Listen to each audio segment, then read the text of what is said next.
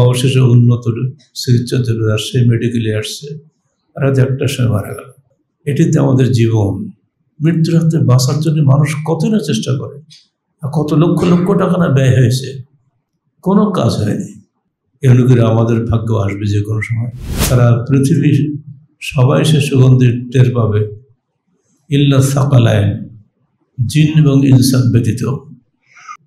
আরেকজন তার রুহ ধরে টেনে বের করবে, হে পবিত্র রূহ, যা ছিলে পবিত্র দেহে, বেরিয়ে এসো প্রশংসিত চিত্তে, আনন্দের সাথে তোমার প্রতিপালকের দিকে, যিনি তোমার উপরে ক্রুদ্ধ নন। পরকালীন স্বার্থে কাজ করতে চাইতো না, আল্লাহর পথে পয়সা চাইলে সে কৃপণতা করত, ঠিক সে দুনিয়া ছাড়তে চাইবে না।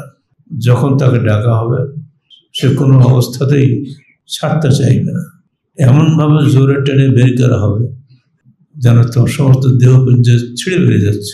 আহলে হাদিস আন্দোলন বাংলাদেশ, আসুন পবিত্র কুরআন ও সহিহ হাদিসের আলোকে জীবন গড়ি। যাবতীয় হামদ ও সানা আল্লাহ রাব্বুল আলামিনের জন্য এবং যাবতীয় দরুদ ও সালাত তার শেষ নবী মুহাম্মদুর রাসূলুল্লাহ সাল্লাল্লাহু আলাইহি ওয়াসাল্লামের জন্য।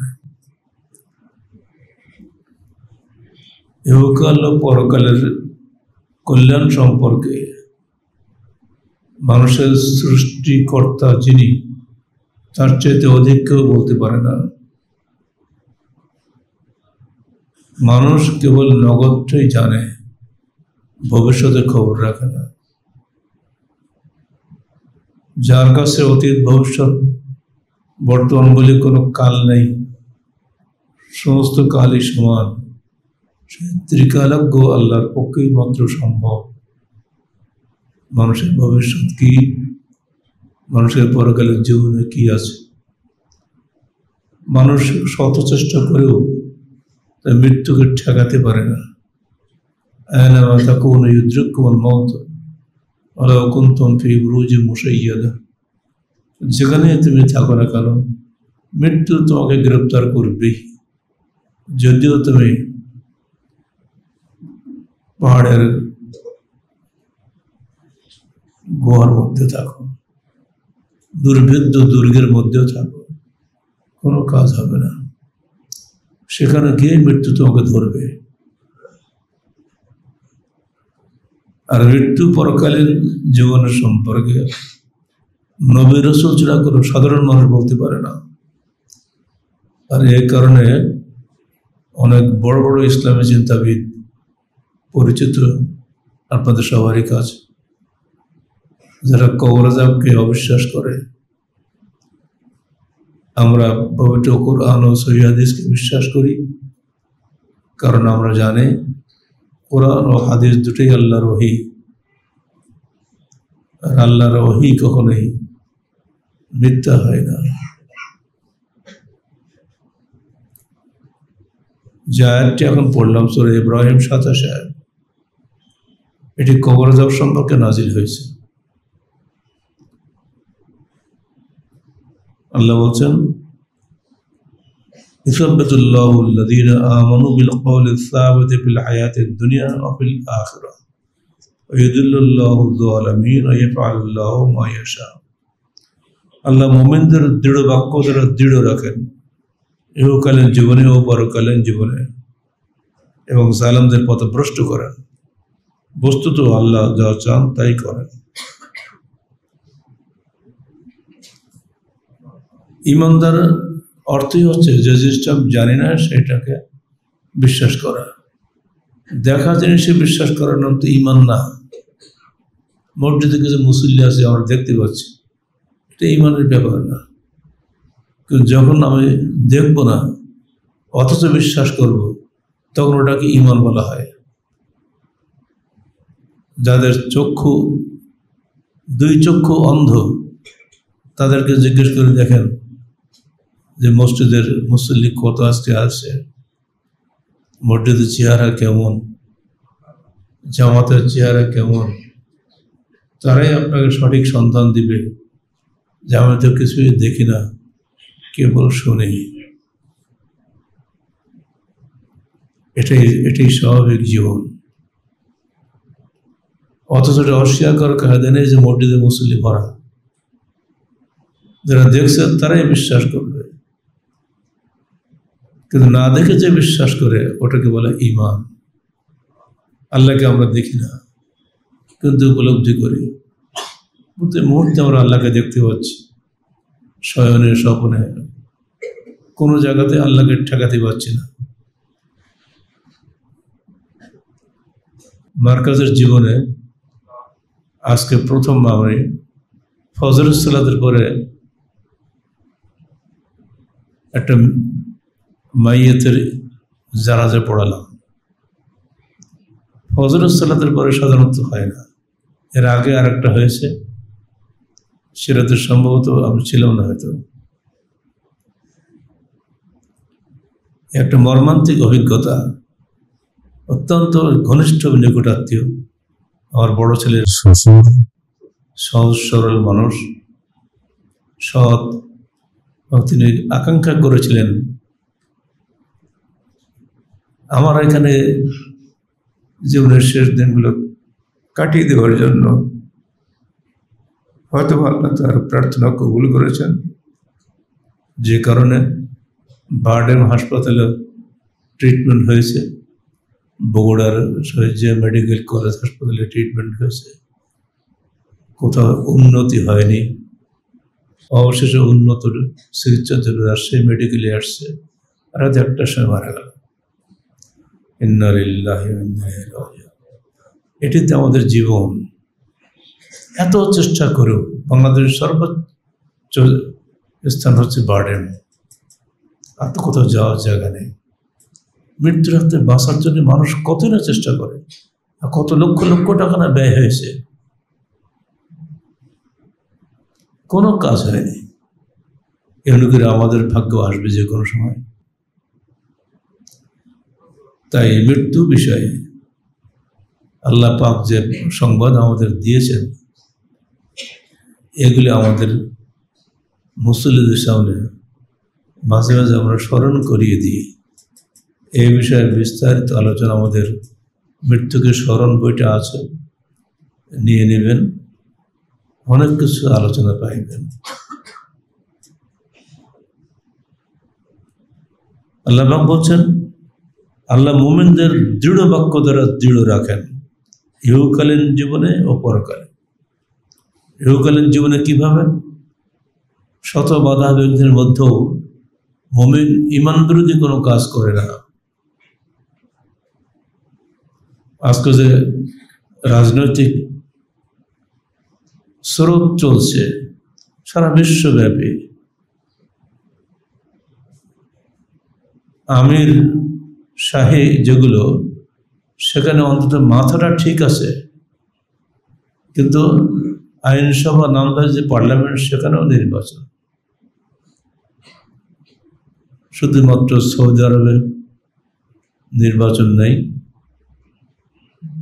আর প্রায় সব দেশে নির্বাচন চলে আসছে।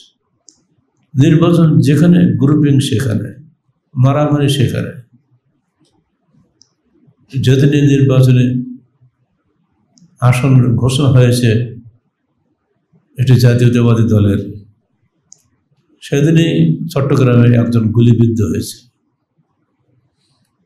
আজকে পেপারে দেখলাম যে সে মরেনি, হাসপাতালে ধিক ধিক করছে। ও মরলে আর কোন পেপারে আসবে না। এই যে মৃত্যুর খেলা চলছে সারা দেশে, সাথে সেটা ইহুদি নাসারাদের পদ্ধতি অবলম্বন করার কারণে। ইহুদি নাসারদের পদ্ধতি হচ্ছে জনগণের ভোটেই সব কিছু হবে। যে ভোটে ট্রাম্প জিতে গেল, সে ট্রাম্পের বিরুদ্ধে গত পরশুদিন 70 লক্ষর মতো মানুষ মিছিল করেছে। তাহলে ও কি গণতন্ত্র হইল? হয়তো কিছু লোক তার বেশি ভোট দিয়েছে, সেই জোরে সে এখন যত বদমাইশি চালিয়ে যাচ্ছে সমানে। সে 4 বছর ধরে বদমাইশি করবে, ঠেকানো ক্ষমতা নেই। ওদের নেতানিয়াহু আর এক শয়তান, সে 6 বছরের জন্য প্রধানমন্ত্রী হয়েছে, গাজা শেষ করে দিচ্ছে, টন কি টন বোমা মারতেছে। কথিত শান্তি চুক্তি, সন্ধি চুক্তি হয়েছে, কিচ্ছু হয়নি। সন্ধি চুক্তি হওয়ার পর 226 জন নিহত হয়েছে। 1025 জন আহত হয়েছে। চলছে সমান বোমা, কচি বাচ্চারা, নির্দোষ মা বোনরা নিহত হচ্ছে হর হামেশা। মৃত্যুকে সামনে রেখে তারা সেখানে বসবাস করছে। প্রচলিত এই যে তন্ত্র, এর চেয়ে বাজে তন্ত্র পৃথিবীতে কখনো আসেনি। সবকিছুই আল্লাহ পাকের দৃঢ় বাক্যের বিপরীত যাওয়ার কারণে এগুলো হচ্ছে। আল্লাহ পাক দৃঢ় বাক্য কি? লা ইলাহা ইল্লাল্লাহ, আল্লাহ ব্যতীত কোনো উপাস্য নাই। সেকুলারিজম প্রথমে মানুষকে ইসলাম থেকে বিচ্ছিন্ন করে দেয়। তারা বলে যে রাজনীতিতে ধর্মের কোনো স্থান নেই, অর্থাৎ প্রথমে ধর্ম আউট। অতঃপর গণতন্ত্র সেখানে মানুষকে মানুষের গোলাম বানায়। অধিকাংশ লোকের ভোটই যথেষ্ট, সেটাই চূড়ান্ত। অত অধিকাংশ লোকের ভোট যেদিকে যাবে সেটাই ফাইনাল। অথচ আল্লাহ বলছেন ওয়াইদুতাই আকসারাবান ফিল আরদি ইউদিল্লুকা আন সাবিলিল্লাহ, হে মুহাম্মদ, যদি তুমি অধিকাংশ লোকের কথা শুনে কাজ করো, ওরা তোমাকে পথভ্রষ্ট করবে। ইয়াত্তাবিউনা ইল্লা যান্না ওয়া ইনহুম ইল্লা ইয়াখরুসুন, তার অধিকাংশ লোক ধারণার অনুসরণ করে, অধিকাংশ লোক অনুমান ভিত্তিক কথা বলে, জেনে বুঝে তাহকিক করে জ্ঞানীরাই মাত্র কথা বলে। আর বোকারা একটা কানে শুনলে শুরু হয়ে যায় তার বক্তব্য। 3 বছর 6 মাস 6 দিন কারাগারে ছিলাম। তার মধ্যে সিরাজগঞ্জ রিমান্ডে আমি 2 বার গেছি, 3-6 দিন। একদিন রিমান্ড চলাকালীন অবস্থায় এসপি সাহেব আমাকে বলছেন, স্যার আজকের টিভি নিউজ দেখবেন? আমাদের দেখান, কি দেখাবেন? বলে এই দেখেন। আপনি এসছেন তো এখানে, আপনি একা মানুষ, আমার সঙ্গে তো নুর ইসলাম বাইরে ছিল না, দেখেন খেলা। একটা নিউজ বলছে আজকে সিরাজগঞ্জের হাজতখানায় 7 জন সন্ত্রাসী ধরা পড়েছে। মানুষ কিন্তু আমি একা। ঠিক সঙ্গে সঙ্গে আর একটা নিউজ দেখাচ্ছে 3 জন, আর একটা নিউজ দেখাচ্ছে 1 জন। তো স্যার দেখেন এখানে কয়জন আছেন তো আপনারা ভালো জানেন। আমরা ছিলাম 4 জন, বলছি আমরা 4 জন ছিলাম, নুর ইসলাম ছিল আমার সাথে। এই নিউজ শুনে গোয়েন্দা বিভাগ আমাদের উপরে চাপ সৃষ্টি করে। অথচ যে মন্ত্রী এসেছেন ইকবাল মাহমুদ টুকু, সে এসেই কিন্তু আমার সম্পর্কে জিজ্ঞেস করেছে উনি কেমন আছেন। যখন প্রশাসন আপনাকে সম্মান করে, আমরাও আপনাকে সম্মান করেছি, কিন্তু রাষ্ট্রীয় চাপে বা বিদেশি চাপের যে কোনো কারণেই হোক আপনাকে অ্যারেস্ট করা হয়েছে। নিউজের এই যে চরিত্র, মিডিয়াদের কোনো মিডিয়ার উপরে বিশ্বাস স্থল করার উপায় নেই। গত 3 দিন না 4 দিন আগে শুনলাম জাকির নায়েক বাংলাদেশে আসতেছে। শোনেন আপনারা, 28 তারিখে আসতেছে, ডেট সব কমপ্লিট। পরে শুনলাম উনি 1 সপ্তাহ থাকবেন, 7টা বিভাগীয় শহরে 7টা সম্মান করবেন। আমরা খুশি হলাম, তারা নিশ্চয়ই রাজশাহীতেও আসবে। তারপরে শুনলাম যে পররাষ্ট্রমন্ত্রী মানে উপদেষ্টা বলছেন যে এখনো আমাদের কাছে কোনো খবর আসেনি। তাই বুঝলাম এটা ভুয়া। তারপর দিন শুনলাম যে না, উপদেষ্টা পরিষদের সিদ্ধান্ত হয়েছে, উনি আসছেন বলে আলহামদুলিল্লাহ বললাম। তারপর দিন দেখি আমার সিদ্ধান্ত আসতেছে, পররাষ্ট্র মন্ত্রণালয় থেকে বলা হচ্ছে যে না, উনি আসছেন না। এই 3-4 দিনের মধ্যে কয়টা খবর? মিডিয়ার উপরে ভরসা করে যেভাবে আজকাল কাজ করার কোনো উপায় নেই, ঠিক একইভাবে যে কোনো খবর আসলেই তার উপরে বিশ্বাস করার উপায় নেই। আল্লাহর কালাম সত্য, এখানে মিথ্যার কোনো অবকাশ নেই। আর ইন্না যান্না লা ইউগনি মিনাল হাক্কি শাইআ, সত্যের সামনে ধারণার কোনো গুরুত্ব নাই। আর এজন্য দেখবেন আমরা অধিকাংশ আলোচনায় কোরআন এবং সহিহ হাদিস থেকেই বলার চেষ্টা করি। আমাদের বইপত্র পড়ে দেখবেন সব জায়গায় রেফারেন্স দেওয়া আছে কোরআন এবং সহিহ হাদিসের, এর বাইরে কোনো জিনিস আমরা চিন্তাও করি না।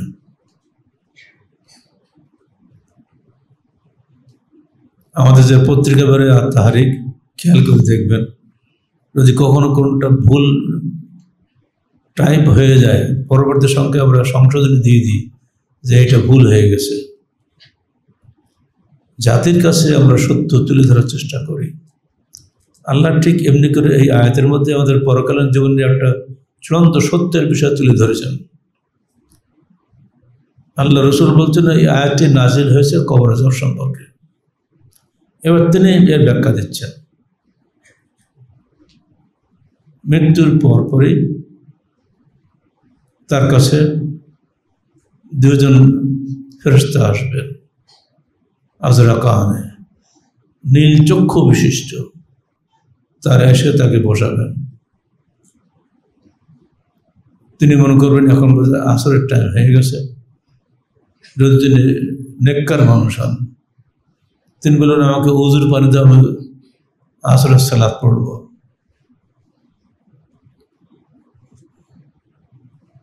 তার মৃত্যুর সময় দুজন ফেরেশতা আসবেন। একজন ফেরেশতা জান্নাত থেকে তার হানুত নিয়ে আসবেন, সুগন্ধি নিয়ে আসবেন। সে এত জোরালো সুগন্ধি, সারা পৃথিবী সবাই সে সুগন্ধি টের পাবে, ইল্লা সাকালাইন, জিন এবং ইনসান ব্যতীত। আরেকজন তার রুহ ধরে টেনে বের করবে। আইহাল নাফসুল তাইয়্যিব কানাত ফিল জাসাদি তাইয়্যিব উখরুজি হামিদাতান বিরওহিন ওয়া রায়হান ইলা রাব্বিকা গায়রা গাজবান। হে পবিত্র রূহ, যা ছিলে পবিত্র দেহে, বেরিয়ে এসো প্রশংসিত চিত্তে,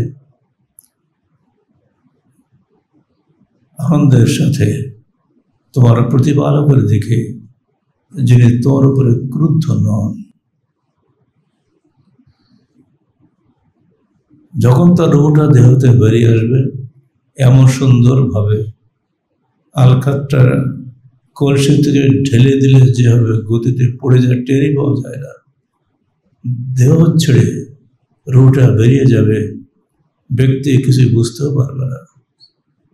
আর যদি এর বিপরীত হয়, তাহলে দুনিয়ার যেমন সে দুনিয়ার স্বার্থ ছাড়তে চাইতো না, পরকালীন স্বার্থে কাজ করতে চাইতো না, আল্লাহর পথে পয়সা চাইলে সে কৃপণতা করত, ঠিক সে দুনিয়া ছাড়তে চাইবে না।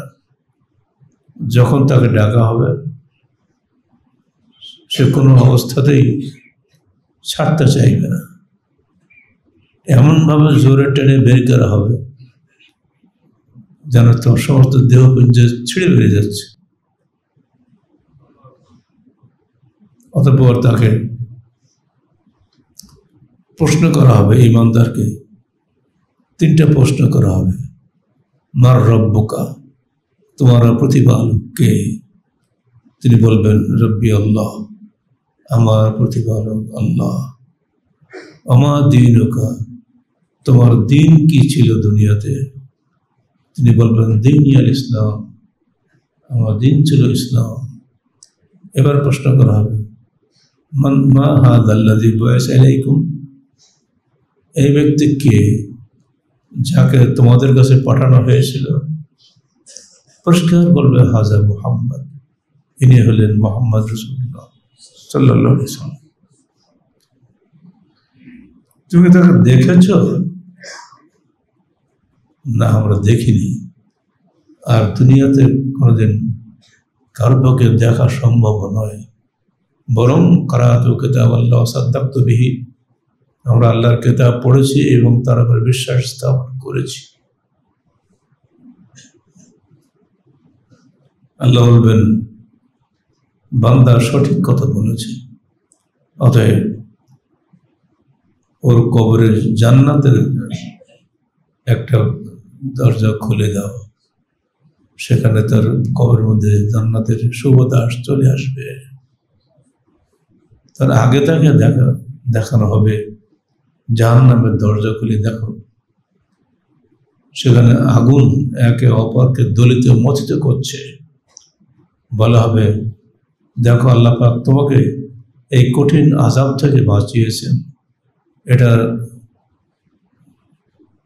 তোমার ঠিকানা নয়, তোমার ঠিকানা হলো জান্নাত। অতঃপর জান্নাতের দিকে তার দরজা খুলে দেওয়া হবে এবং তার কবরকে আলোকিত করা হবে, 70 হাত করে প্রশস্ত করা হবে। যতদিন তার দৃষ্টিসীমা যাবে ততদূর সে দেখবে সবই সুন্দর আলোকিত সুবাসিত একটি ঘরে সে বসবাস করছে। আল্লাহ পাক যেন আমাদেরকে সৌভাগ্য দান করেন।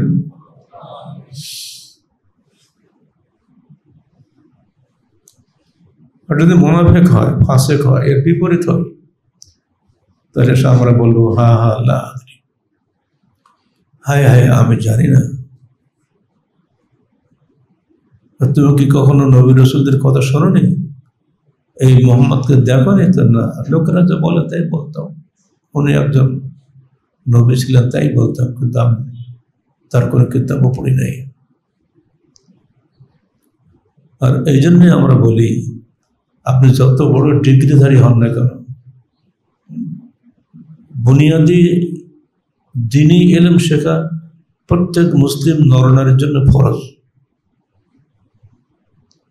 মিশকাতুল মাসাবি অনুবাদ ও ব্যাখ্যা হয়ে গেছে, এখন প্রিন্টের অপেক্ষায় রয়েছে, আপনারা সব পাবেন সেখানে। সেখানে একটা অনুচ্ছেদ আছে আযাবুল কবর সম্পর্কে। এই পুরা অধ্যায়টা যদি পড়েন আপনার জীবন পাল্টে যাবে। চমৎকার আলোচনা আল্লাহ রাসূল করেছেন সেখানে। এগুলো কিনবেন, পড়বেন, আশা করা যায় ইসলামে আমরা দিতে পারবো।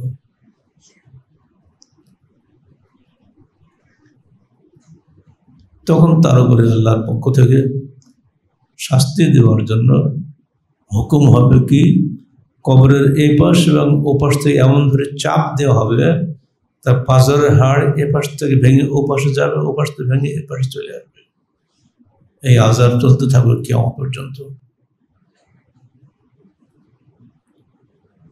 আমরা যখন স্বপ্নে দুঃস্বপ্ন দেখি ভয়ে কেঁদে উঠি না, কিন্তু পাশের যিনি শুয়ে থাকেন তিনি কি টের পান? কিছুই বুঝতে পারেন না। দুনিয়াবি এই শাস্তির সঙ্গে আখিরাতের এই শাস্তি আপনি টের পাবেন না। অনেকে অ্যাক্সিডেন্টে শেষ হয়ে যাচ্ছে, অনেকে বাঘের পেটে খাচ্ছে, অনেকে সাগরে ডুবে মরছে। আপনি বললেন তাদের কবর আযাব কোথায় হবে? রুহুটা যেখানেই থাকবে উঠ সেখানেই তার কবর আযাব হবে। এজন্য কোনো আমাদের প্রচলিত কবরের কোনো প্রয়োজন নাই। তো যেহেতু আমরা এই কবরটা দেখতে পাই, এজন্যই বলা হচ্ছে।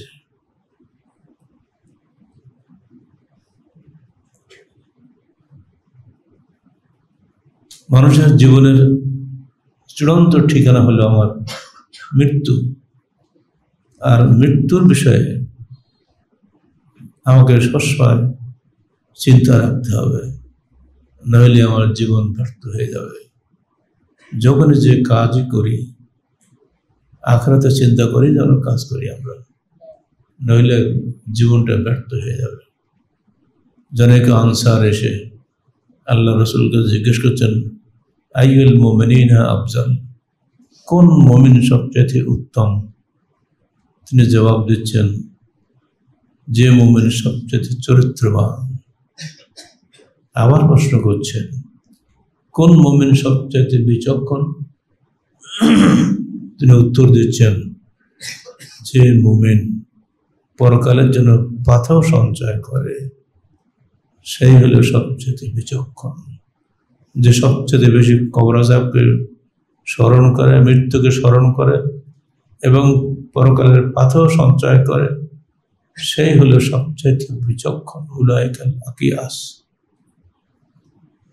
অতএব আমাদের সবচেয়ে বড় কর্তব্য হবে পরকালের পাথর সঞ্চয়ের জন্য সাধ্যমতো চেষ্টা করা, নইলে পুরো জীবনটি ব্যর্থ হয়ে যাবে। আল্লাহ পাক বলছেন, ওয়ায়ুযিল্লুল্লাহু যালিমিন ওয়া ইয়াফআলু মা ইয়াশা। এছাড়া ফাসিক মুনাফিক তারাই হচ্ছে জালেম, তাদেরকে আল্লাহ পথভ্রষ্ট করেন। যত কোথায় আপনি বলেন তারা শুনবে না, তারা টাটকাটা নগদটা হাতে দেখতে পায়, সেটাকে তারা বিশ্বাস করে। আর সেজন্যই বিভিন্ন সমাধি সৌধ বানাচ্ছে। আবার এখন শুনতে পাচ্ছি জুলাই যোদ্ধাদের জন্য বিরাট সৌধ হবে। আবার দেখলাম বাংলাদেশে কত লক্ষ লক্ষ একর জমি যে এই